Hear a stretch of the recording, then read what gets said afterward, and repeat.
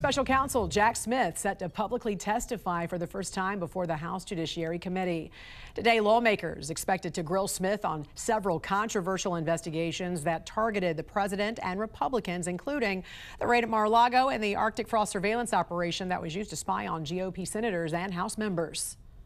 I also think that that's just the tip of the iceberg. The American people should be absolutely appalled that members of Congress in a separate branch were targeted. But you know what? You know what's more appalling? American citizens being targeted. Lawyers to the president, people out there advocating for election integrity who were targeted because Jack Smith very clearly wanted to put together a broad-based conspiracy that if Kamala Harris were president today, they would be going after members of Congress and citizens in a broad conspiracy to say that we were somehow engaged in seditious conspiracy because we were daring to question the legitimacy of the election when there was rampant fraud through mail-in ballots in 2020. We knew that. And some of us were trying to seek the truth wherever it may lead. Chairman Jordan, Ranking Member Raskin, members of the committee, thank you for the opportunity to discuss my work as special counsel. I love my country and believe deeply in the core principles upon which it was founded. For nearly 3 decades, I've served as a career prosecutor in both Republican and Democratic administrations. I've handled cases ranging from domestic assault and gang violence to public corruption and election crimes across the United States, and I've prosecuted war crimes overseas. I am not a politician, and I have no partisan loyalties. My career has been dedicated to serving our country by upholding the rule of law. Throughout my public service, my approach has always been the same: follow the facts and the law without fear or favor. Experienced prosecutors know that specific case outcomes are beyond our control. Our responsibility is to do the right thing, the right way, for the right reasons. These principles have guided me through my career, including as special counsel. I'm proud of the work my team did, and I appreciate the opportunity to appear here today to correct false and misleading narratives about our work. During my tenure as special counsel, we followed Justice Department policies. We observed legal requirements and took actions based on the facts and the law. I made my decisions without regard to President Trump's political association, activities, beliefs, or candidacy in the 2024 election. President Trump was charged because the evidence established that he willfully broke the law, the very laws he took an oath to uphold. Grand juries in 2 separate districts reached this conclusion based on his actions, as alleged in the indictments they returned. Rather than accept his defeat in the 2020 election, President Trump engaged in a criminal scheme to overturn the results and prevent the lawful transfer of power. After leaving office in January of 21, President Trump illegally kept classified documents at his Mar-a-Lago social club and repeatedly tried to obstruct justice to conceal his continued retention of those documents. Highly sensitive national security information was held in a ballroom and a bathroom. As I testify before the committee today, I want to be clear. I stand by my decisions as special counsel, including the decision to bring charges against President Trump. Our investigation developed proof beyond a reasonable doubt that President Trump engaged in criminal activity. If asked whether to prosecute a former president based on the same facts today, I would do so regardless of whether that president was a Democrat or a Republican. No one should be above the law in this country, and the law required that he be held to account, so that is what I did. To have done otherwise on the facts of these cases would have been to shirk my duties as a prosecutor and as a public servant, of which I had no intention of doing. I remain grateful for the counsel, judgment, and advice of my team. President Trump has sought to seek revenge against career prosecutors, FBI agents, and support staff simply for having worked on these cases. To vilify and seek retribution against these people is wrong. Those dedicated public servants are the best of us, and it has been a privilege to serve with them. After nearly 30 years of public service, including in international settings, I have seen how the rule of law can erode. My fear is that we have seen the rule of law function in our country for so long that many of us have come to take it for granted.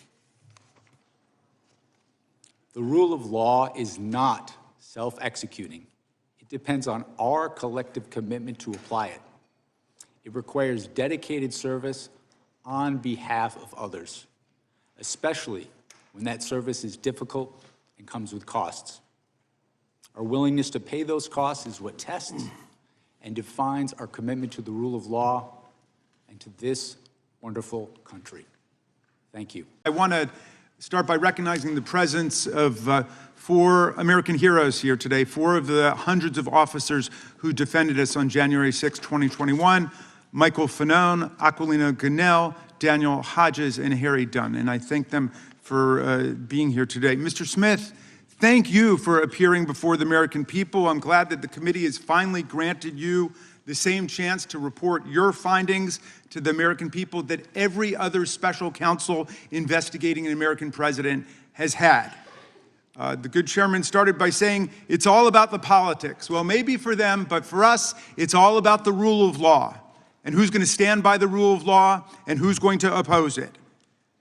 Now, Mr. Smith, you're one of America's great prosecutors. For nearly 3 decades, you worked for justice under both Republicans and Democrats. The Manhattan DA office, where you prosecuted sex crimes and domestic violence cases. The Eastern District of New York, where you prosecuted murderers, rapists, gangbangers, and other violent criminals. Leading the public integrity section at the Department of Justice, you brought prosecutions against corrupt public officials across the political spectrum. When you went to The Hague as chief prosecutor in the Kosovo trial, you prosecuted war crimes and crimes against humanity perpetrated against thousands of innocent victims. While others may have devoted their lives to corrupt self-enrichment, you have devoted your life to the rule of law and to public service. You've never been prosecuted for anything. You've never been convicted of anything. As far as I can tell, you've never even been the subject of a disciplinary proceeding over the course of your multi-decade career. But Donald Trump says you're a criminal and you belong in prison. He says you belong in prison, not because you did anything wrong, mind you, but because you did everything right.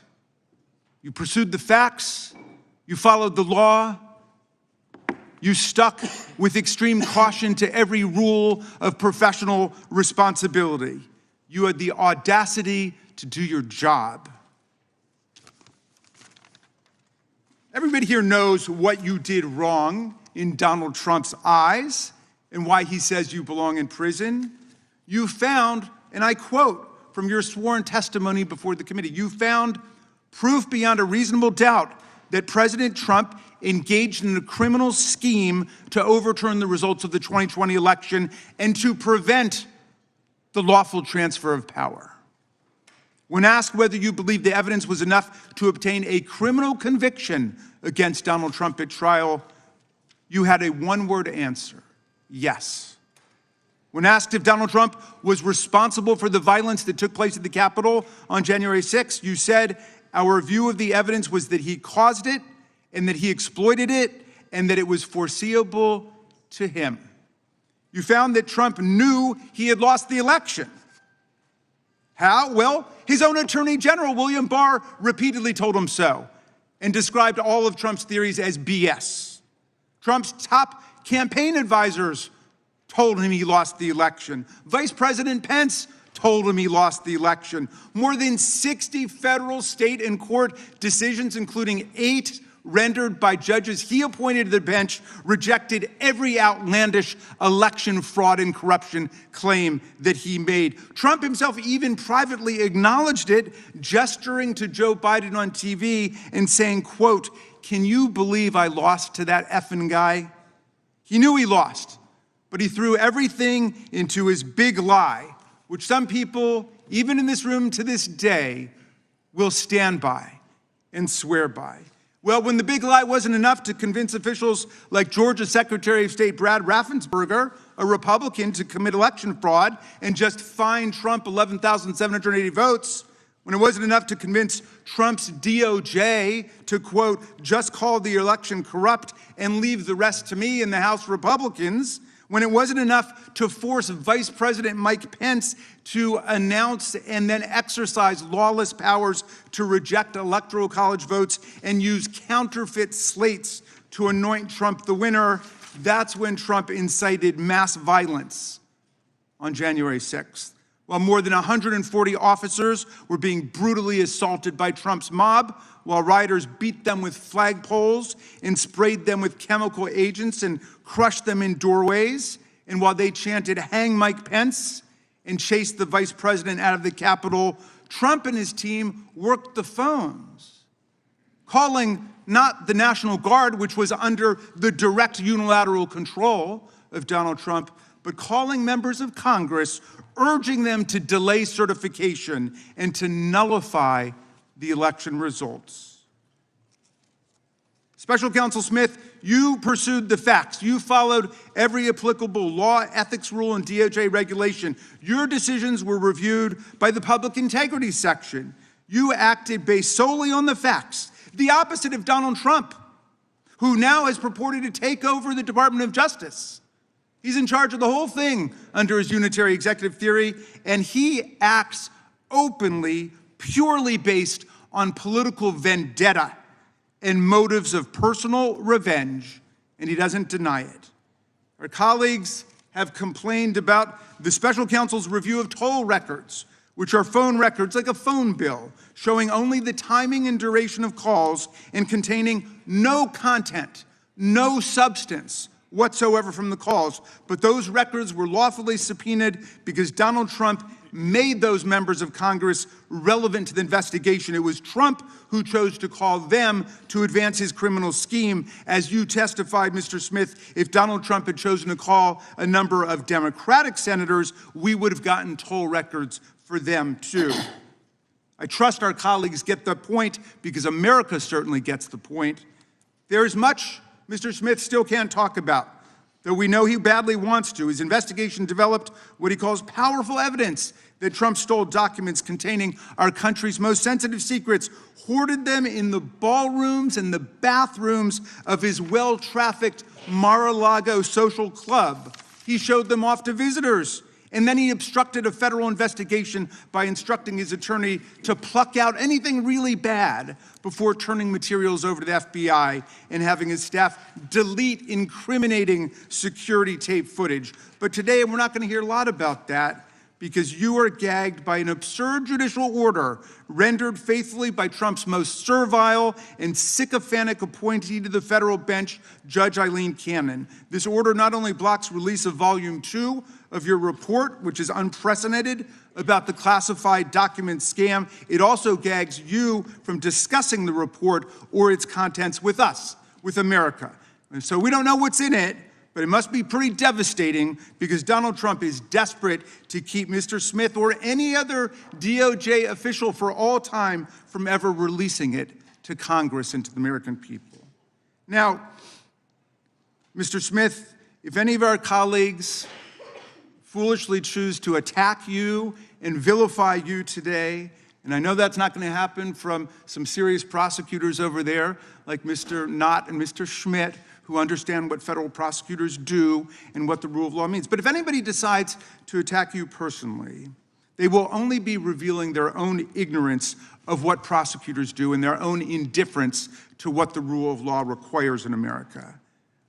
They will only be stroking the wounded ego of a lawless, twice-impeached, convicted felon president who not only unleashed a mob against Congress and his own vice president, but is now pardoned and released into our communities hundreds of extremists, insurrectionists, and cop-beating felons who have proceeded to commit dozens more crimes against the American people since they were pardoned. Mr. Smith, I understand you are a long-distance marathon runner. I read that you're a triathlete who's done more than 100 triathlons and 9 Ironman competitions. You are in the fight for justice and the rule of law for the long distance, for the long haul, and I thank you for that. And we should all try to follow your example. America looks forward to your testimony today. I yield back to you, Mr. Chairman. We'll begin today's hearing with opening statements. Chair is now recognized for an opening statement. It was always about politics. And to get President Trump, they were willing to do just about anything. January 7th, 2023, Kevin McCarthy becomes Speaker of the House. 16 days later, Jack Smith issues a subpoena for his phone records. Phone records from 2 years prior for a 2-month time frame, Election Day 2020 to January 7th, 2021. Jack Smith and the Biden Justice Department get the phone records of the top Republican in government, the guy second in line to the president. They know who he called, who called him, when the call took place, and how long it lasted. You can pattern an individual's life. They know who the speaker talked to before big votes, who he talked to after big votes, when he calls his colleagues, when he calls his family. And to add insult to injury, they go to the judge with the subpoena for a gag order on the carrier. AT&T, don't tell your customer, the Speaker of the House, that you just gave his phone calls to Jack Smith and Joe Biden. And here's the kicker. They say to the court, we need this gag order because he's a flight risk. Someone might tamper with witnesses or with evidence. Are you kidding me? The Speaker of the House is going to run? They got my phone records for 2.5 years. Even the Democrats said this was wrong. But of course, we shouldn't be surprised. Democrats have been going after President Trump for 10 years, for a decade. And the country should never, ever forget what they did. Over the next few hours, we're going to hear a lot of yelling and screaming, I assume, from the other side. But we should never forget what took place, what they did to the guy, we the people, elected president twice. It all started in 2016 when they spied on his campaign. The Clinton campaign hired the law firm Perkins Coie, who hired the public relations firm Fusion GPS, who hired a foreigner, Christopher Steele, to put together the fake dossier. Bunch of garbage in that document, but that was used by Jim Comey's FBI. And we all know Jim Comey. He was the guy who just last year was strolling along the beach when the good Lord had the waves wash up on shore seashells in the formation of 8647. That guy took that dossier to the FISA court, lied to the court, and then spied on the other party's campaign. This, of course, led to the Mueller investigation, 2.5 years, 19 lawyers, 40 agents, $30 million to find nothing. No conspiracy, no coordination whatsoever. Then it was impeachment 1, the anonymous whistleblower. We couldn't even know who was bringing the charge against the guy they were trying to take it, the guy we elected, who were they trying to kick out of office. We couldn't know. Secret hearings in the bunker, in the basement of the Capitol.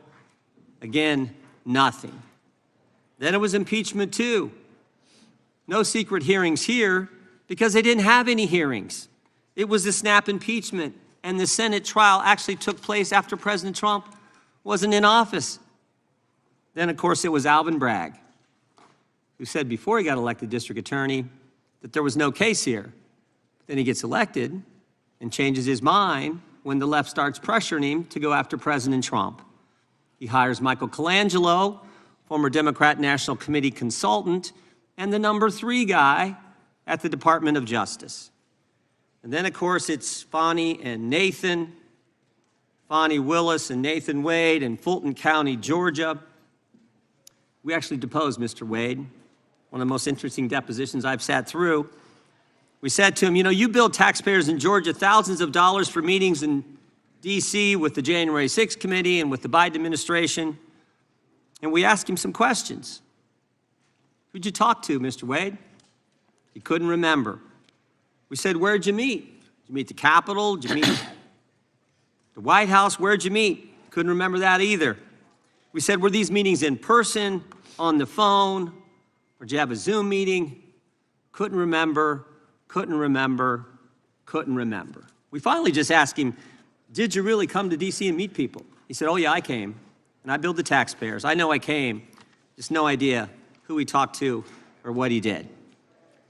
And then there was the raid on President Trump's home, you know, where they searched Barron's room and the First Lady's closet.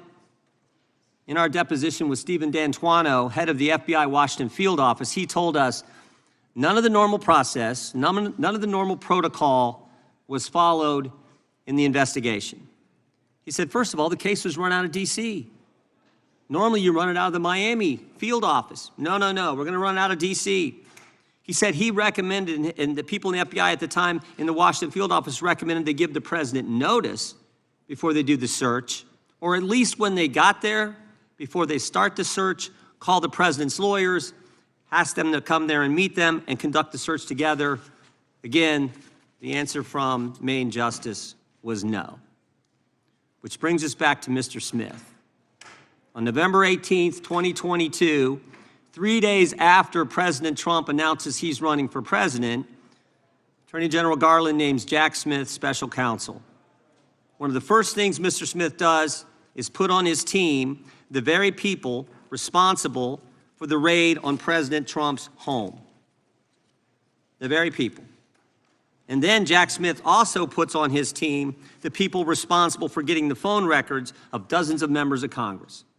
People like Thomas Wyndham, who, when we deposed him, took the fifth 71 times. We've actually referred him to the Justice Department for obstructing our investigation. Jack Smith then gets a gag order in his investigation on President Trump from Judge Chutkan without filing a single affidavit with the court from a witness or a potential witness that they felt threatened by statements from the president. Stop and think about it. Jack Smith restricts the speech of the former president while he's a candidate for president.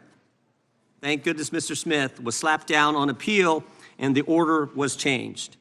In fact, just 2 weeks ago, the Washington Post editorial page, Jack Smith would have blown a hole in the First Amendment. I just want to read 2 sentences from this. Mr. Smith seemed unconcerned about interfering in the democratic process by seeking to muzzle a candidate for high office. 3 appellate judges, all nominated by Democrat presidents, ruled that Mr. Smith's proposed gag order infringed on President Trump's First Amendment rights. And of course they did. And this wasn't the only time Mr. Smith lost in court. In the classified documents case in Miami, Judge Cannon held that Mr. Smith was not permitted to be special counsel. Jack Smith was never properly appointed. In fact, he couldn't be properly appointed because he was never confirmed by the Senate for any position in the executive branch as the law requires. Here's what Judge Cannon stated. Quote, the special counsel's position effectively usurps that important legislative authority, transferring it to a head of department and in the process threatening the structural liberty inherent in the separation of powers. And of course, on July 1st, 2024, the United States Supreme Court ruled that President Trump had immunity for actions taken in his official capacity as the president. 1 month later, after this decision by the Supreme Court, Jack Smith files a superseding indictment on August 27, 2024. But Mr. Smith doesn't stop there. He does something unprecedented. On October 2nd, he files a motion with the court before President Trump's defense counsel has even responded to the indictment. Everyone knows the normal process is the government indicts, the defense responds with some motions, and then the government responds to the defense. But Mr. Smith skips the second step. And the brief that he files is 165 pages, almost 4 times the court limit. Even liberal Judge Chutkan, who's given Jack Smith everything he's asked for in the course of this investigation, even she called it atypical and irregular. Now, why would Jack Smith do that? Why would he abandon proper procedure? Why would he ignore court rules? Why would he do that? Because he's running out of time. There's an election around the corner.